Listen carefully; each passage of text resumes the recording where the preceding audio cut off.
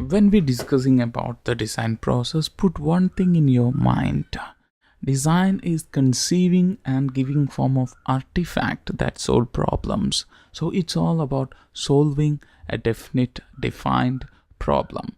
Then what's the point we discussing in design process, and whether it's really worthy to follow certain process while you design something.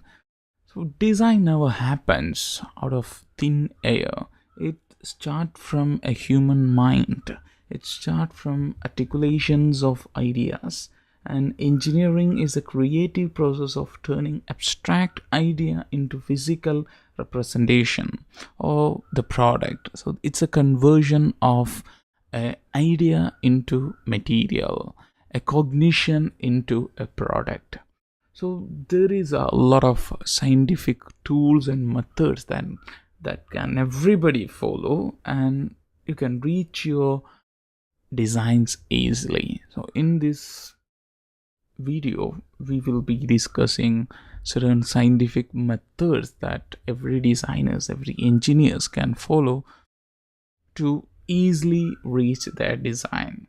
So this step that I am going to explain is not that constrained. You can follow your own step, but remember, if you take the essence of this design process, you could reach your goal very easily, and you could avoid the wastage of time and money that you invested on in a design process. So basically we can classify the whole design process into 6 different components. So it starts from the definition of problem and it ends on the presentation of the problem. And we will discuss each and every stage detail in this video. Okay, we can start from the first stage of design. This is the definition of the problem. As we discussed, design is all about solving problems. So to solve a problem at the beginning, you have to have defined that problem.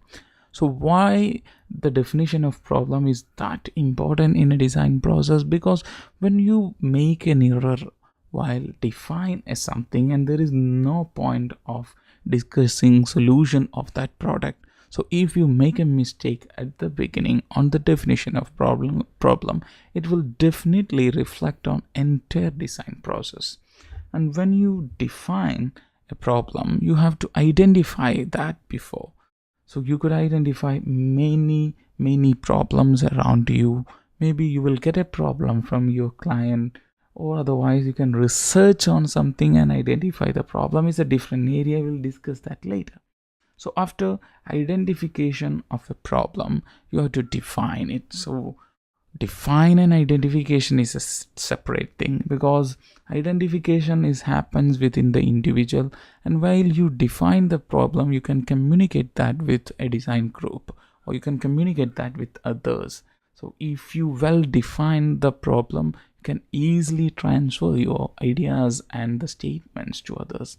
Then when you define a problem, you should remember these 3 points. You should include these 3 W's, and the design problem statement is over. That is the point number 1. So you should mention who is having the problem. So that problem maybe belongs to somebody who works in the kitchen, that maybe belongs to student, that maybe belongs to a particular age group, maybe for the teenagers, maybe for babies. So you have to define who is having problem. That is the point number 1. And point number 2, you have to define when this problem occur.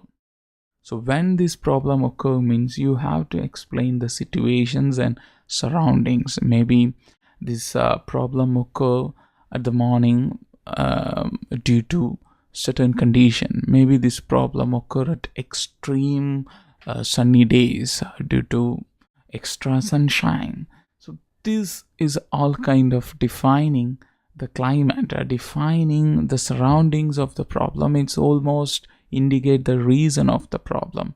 So first you have to define who is having the problem, and second you have to define when they facing that problem.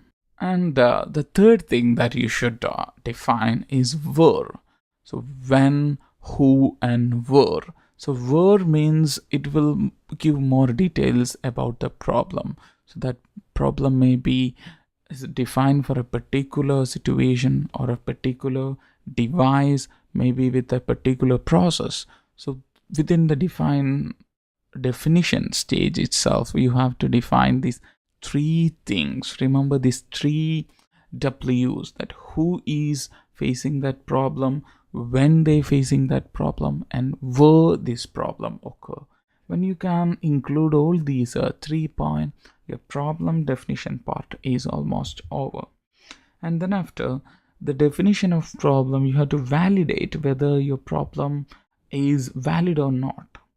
So to validate that problem, and you have to define the who says it as a problem and who is facing or who is proclaiming this as a problem, and needs and wants of that problem and prior solution. So there will be prior solution, or there will be someone who already solved this problem, and you have to check with that whether that solution is almost okay. You don't need to spend more time on a new solution because it's already done.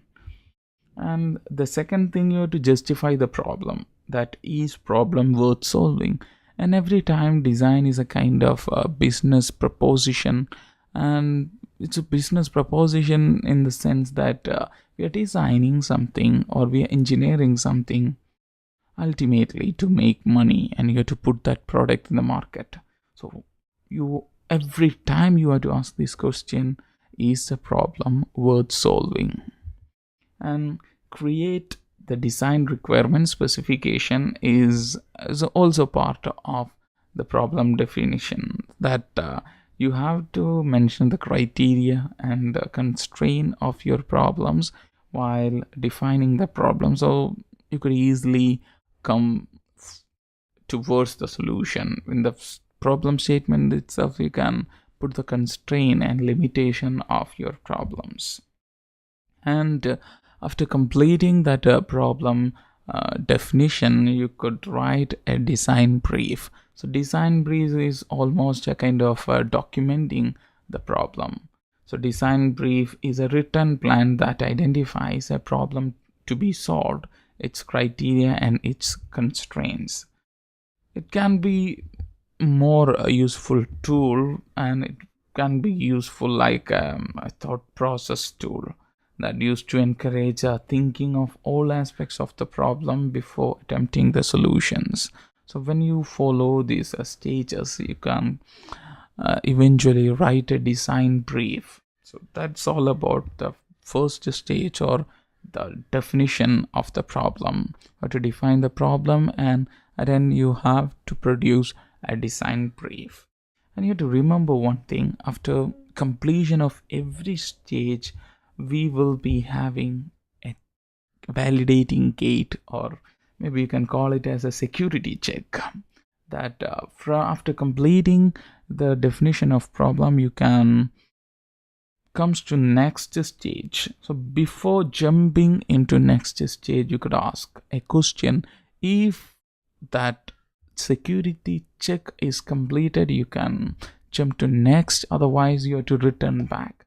So in this case, after stage 1, maybe you can ask a problem valid and justifiable. After your definition, you should ask this question: if your problem is not justifiable and not valid, you identify the issues right there in the first stage itself. And after you getting, in some cases, if the problem is not valid or justifiable, the designer must define a new problem, a new definition.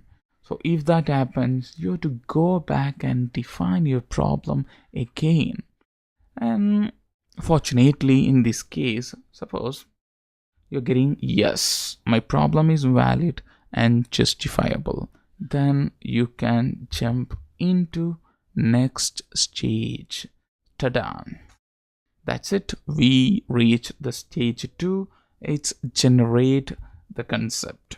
So concept generation is a different field, where you already have a problem, you define the problem, you have to create solutions. And to create solution, first you have to research on the possible solution. As we discussed in previous video, there is a design space where you could have multiple number of problem, and anytime you can pick an optimal solution from that design space. So for that, you have to research on your problem. You have to identify the pros and cons, you have to identify the corners of that problem, and each and every detail collection is all about the research about that problem. And for that research, you could use certain tools such as brainstorming. So brainstorming is a process of sitting different people together around a table and put some random thoughts and discuss about the different solutions. So brainstorming is all about collecting a pearl out of junk. Maybe you're 10 in your group, you sit together and discuss about the possible solutions, and after that you can evaluate one by one. You can choose any particular idea, or collectively you can come up with a new kind of idea that evolved from that discussion. So brainstorming is all about discussion. Consider additional design goal is possible when you generate that concept, because when you generate the concept, maybe you maybe need something extra that is not added in the problem definition. If that happens, you can add that in this stage. And STEM principle is another kind of technique that you can use to choose a better idea out of a number of ideas. And it's a decision matrix, it's another kind of tool that you can use. So look at that diagram, is all about evaluating different idea numerically. So in this case, we have 6 ideas, and we have these constraints about cost, complexity, development time, maybe something more other constraint as well.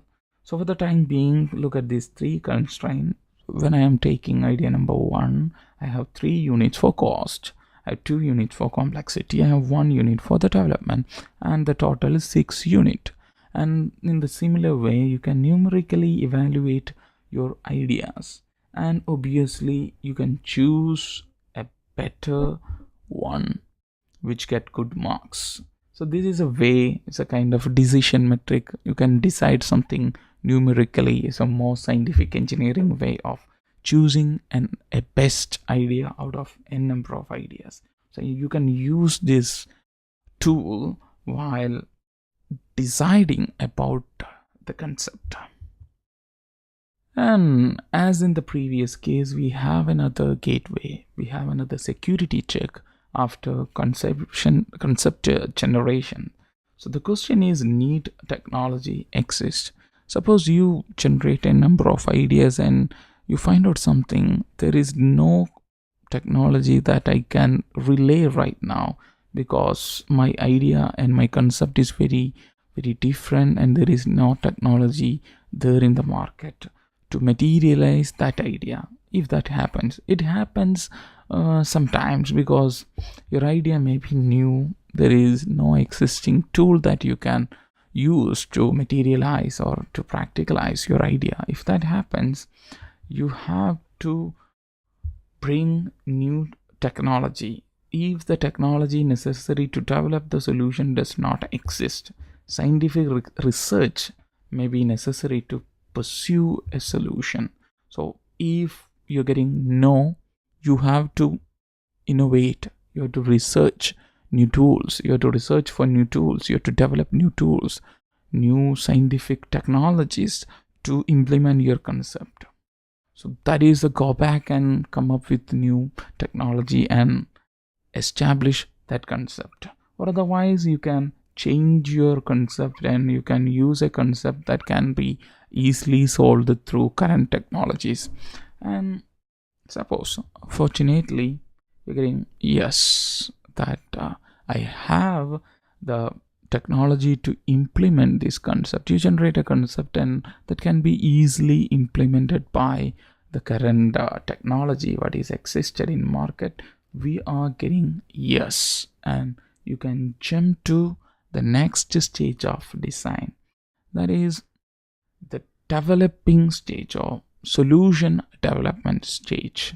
So in previous stage we discussed about concept, and this stage it's all about developing solution. Concept and solutions are different. Concept may be a statement or an approach, but a solution is more detailed, an exact idea about how you can implement that concept is all about the solution. And in creation of a solution, the first stage is create a detailed design solution and justify the solution path. So in this stage, this is the best tool that you can use is technical drawing, maybe a 2D drawing, and in that you can mention the material, size, shape, and assembly if necessary. And these are some examples of a two-dimensional sketch of a smartphone. So in this sketch you get almost in detail. So solution always requires each and every minute details. Maybe you can use some three-dimensional pictures or the three-dimensional modeling as well. It's a kind of isometric view and three-dimensional view of a solution, and it's all about putting your solution into paper so that you can easily communicate with others. And right now the technology is so promising, you can use 3D printing and all that kind of stuffs. And after this stage we still have another gateway. So if you pass that gateway you can jump to next stage. So the gateway is the solution is valid. So after creating a solution you could ask yourself, is the solution is valid or not? So if you are getting no, if a solution is found to be invalid or cannot be justified, the designer must return to previous step in the design process. So it's all about, if you failed you have to go back. So this is the process of go backing. Maybe you can go back to concepts, or maybe you can redefine the problem. And fortunately if you're getting yes, and you can jump to very next stage, that is what the construct and test prototype. We jumped into next stage, construct and test prototype. So it's a very different stage when you compare to previous 3 stages, because from first stage to 3 stage we've been working with an idea, we generate the concept, we develop the solution. So whatever we did in previous 3 stages, it's all about an idea, and you worked on that idea and you generate some concept and solve. It's okay, but the whole thing is there in your papers, maybe there in your brain. You not yet test the product in real time. So that is what we are going to do in stage 4. It's construct and test prototype. Prototype means a pilot plot, maybe a beta version of something, and you have to create that in real, and you have to test that in real situation. So construct a testable prototype is the first step in this process, and then after, plan for how you can test that prototype, and you have to calculate the performance of your design and usability of design, durability of design. So testing prototype and collecting data is a very important thing in this prototype testing, because you are testing your design in a real situation, and if you collect that data and you analyze that data again, so through this analysis you could get certain things that can be modifiable, that maybe if you modify your design little bit you could avoid certain errors. The analysis of data is very important, because whenever you analyze something you could get certain result that may reflect on your product after the prototype testing. Then after testing that prototype you have to prepare a test report. So the test report is a kind of document that you can rely on to develop the design for better performance. I can show you a better demonstration of why we are doing this prototype testing in design process. Look at this figure. At beginning you could see your idea is so obscure, so entangled. You have n number of choices. That is what we talk about, say, n dimensional hyperspace is all about design. You have n factors and thousands of solutions. So where it happens, research, when you research on this entanglement, when you research on this confused stage, you could see gradually over a course of time your entanglement, your confusion will reduce. And this stage, what we call the concept stage. So the stage 1 to 3 happens right from the research to the concept.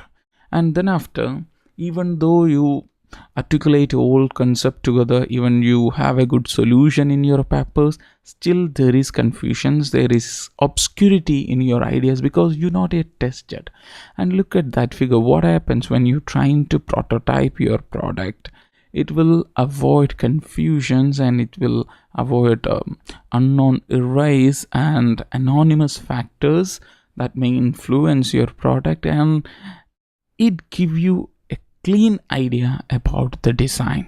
And that's it. That's why we are practicing prototype brings your idea into real world, and it will test your design in real world, and that will avoid errors, and that will give you more clarity about that product. This is a perfect demonstration of how prototype work in any design. So even though you work with the software, you know you need this kind of beta versions. So it happens all in same way, that you will get more idea, and you can realize what are the real problems with that design. And that's it. The prototype, maybe you can go for a couple of prototypes, maybe a kind of pilot plot, or otherwise, if it is so expensive, you can go for 1 or 2 prototype. And by testing that prototype, you can analyze your data and you can finalize your design. We'll show you certain prototype testing that we practice in industry. It's a aircraft wind tunnel test, that this prototype is being tested with its aerodynamic ability. And this is another kind of prototype of a concept car.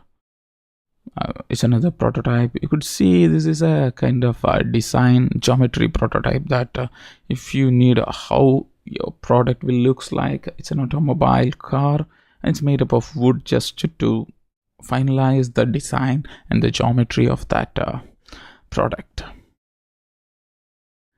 So that what construct and test a prototype. And as same as previous case, we have this gate after every stage. Right now we have a gate, and through that security check, they will be asking, is prototype valid? So it happens sometimes, even though you ideate everything, you calculate everything, it may fail while testing in real time. So if your prototype fails after the testing, you have to go back. Maybe you realize you got a problem with concept, and you have to go back to concept and come again. If you find there is a problem with the solution, you have to go for the 3rd stage and come back.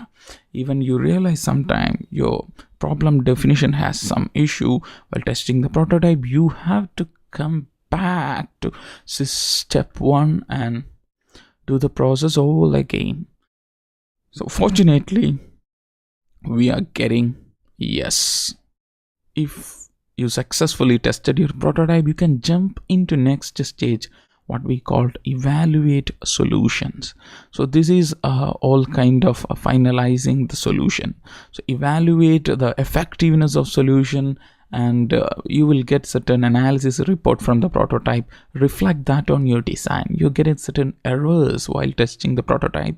You can change those factors in your design, and you could avoid that kind of errors in the real product. So that is what reflect on design. And moreover, it's an optimization stage where you can optimize the whole factors, maybe the cost, material, the usability, ergonomics, aesthetics, everything that you can finalize and optimize for the requirements.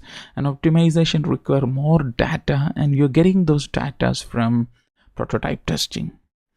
And at last, you can recommend certain things to the project. So it's all about finalizing the solution. You could add certain end note, and maybe your manager or the project head could see that.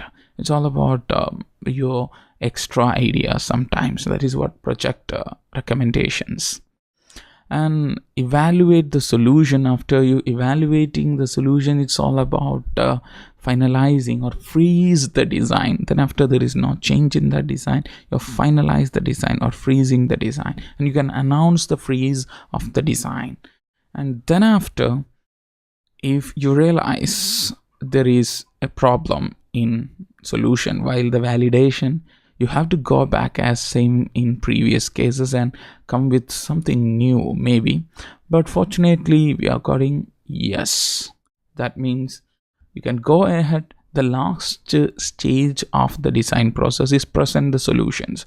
So present the solution is all about the documentation of the project. Maybe you're heading the team, or otherwise you're a team member. Maybe you have to hand it over the whole work to other team, because company always need to document the whole thing that you did those days. So it's all about document the entire thing about the project, maybe the design project. You have to create a portfolio, and then presentation is a kind of communicating the entire idea to someone. Maybe a client have to validate your design before they putting the things into the market. That means you have to communicate with the client. Maybe you have to communicate with your head. So it's all about communication regarding the project.